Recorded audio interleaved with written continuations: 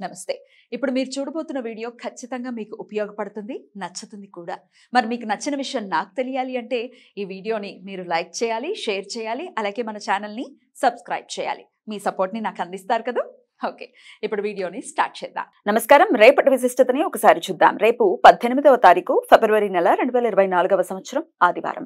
శ్రీ శోభకృత్నామ సంవత్సరం ఉత్తరాయణం శిశిర ఋతువు. రేపు మాఘమాస శుక్లపక్ష నవమి తిథి ఉదయం 8:15 వరకు, తదుపరి దశమి తిథి. రోహిణి నక్షత్రం ఉదయం 9:23 వరకు, తదుపరి మృగశీర్ష నక్షత్రం. నక్షత్ర వర్జం మధ్యాహ్నం 3:15 నుండి సాయంత్రం 4:56 వరకు.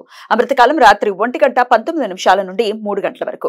హైదరాబాద్ ప్రాంతం వారికి రేపు సూర్యోదయం ఉదయం 6:42 సూర్యాస్తమయం సాయంత్రం 6:19 చంద్రోదయం మధ్యాహ్నం 1 గంటకు, చంద్రాస్తమయం రాత్రి 2:47 అభిజిత్ ముహూర్తం మధ్యాహ్నం 12:07 నుండి 12:53 వరకు. దుర్ముహూర్తం సాయంత్రం 4:46 నుండి సాయంత్రం 5:42 వరకు. రాహుకాలం సాయంత్రం 4:52 నుండి 6:19 వరకు. గుళిక కాలం మధ్యాహ్నం 3:25 నుండి సాయంత్రం 4:52 వరకు. యమగండ కాలం మధ్యాహ్నం 12:30 నుండి 1:57 వరకు. రేపు మాస రోహిణి వ్రతం.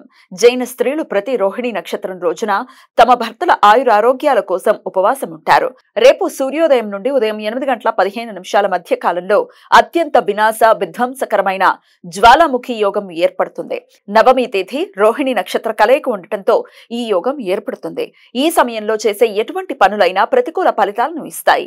ఈ సమయంలో జన్మించే శిశువులకు అనారోగ్య లక్షణాలు ఉంటాయి కాబట్టి సరైన శాంతి విధానాలు చేయించుకోవడం అవసరం. ఈ సమాచారాన్ని మనకు అందించిన వారు మేడికొండూరు విశ్వనాథ్ ప్రసాద్ గారు.